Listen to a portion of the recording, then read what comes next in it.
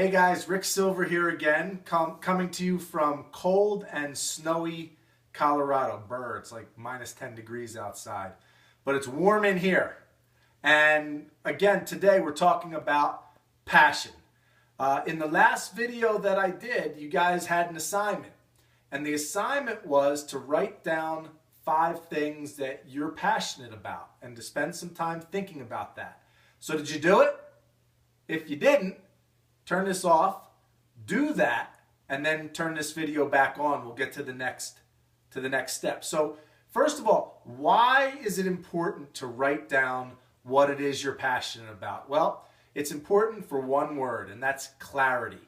You need to get clear about what's important to you in your life.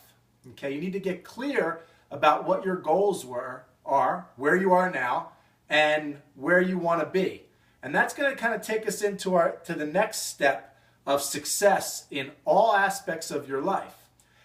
One of the other reasons why I wanted you to write this stuff down is because a lot of people are walking around and they have no idea what they're passionate about, what's important to them, and what's their purpose. And one of the issues with that is you don't believe in yourself, okay? Maybe you don't have a lot of confidence in yourself, and that is the word for today, confidence. That is extremely important. You have to be confident if you expect to live the life of your dreams. So I want to tell you a quick story about confidence, okay? And this was in 1988. I was 18 years old.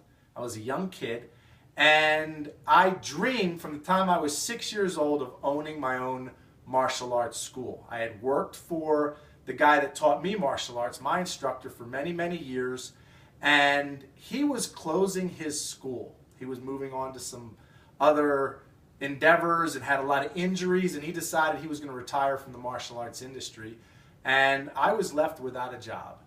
So I made a decision that, you know what, I'm going to open up a martial arts school now. So what I decided to do was I was going to go to different health clubs in the area, and I was going to see if they would rent me a room. I already had a small following of students that if I found a location nearby, they were going to follow me, and that's how I was going to start my martial arts school. Well, I'm 44 years old now, and people still think I have a little bit of a baby face. When I was 18 years old, I looked like I was about 12. And I would go into these meetings with the owners or managers of these health clubs, and I would feel intimidated, and I just felt like I didn't belong. I didn't believe in myself, and the meetings all went very poorly. So one day something just hit me, and I made this decision like an actor.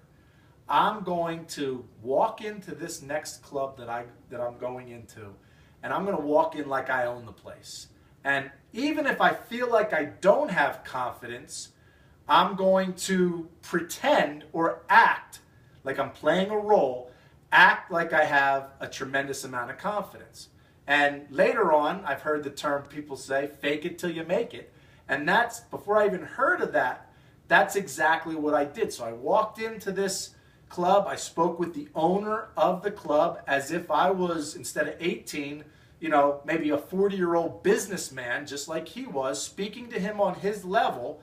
And he was so impressed that he actually gave me a better deal than what I was asking for. And that was the beginning of a martial arts school ownership career that ended up with me having one of the largest martial arts schools on the entire East Coast.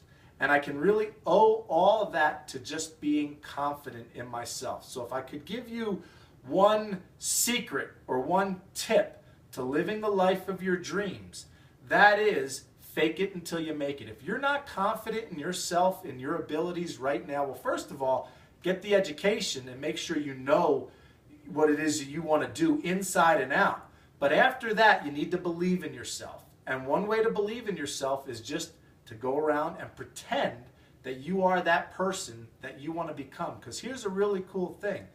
After I made that decision, I acted that part out, I actually became that person.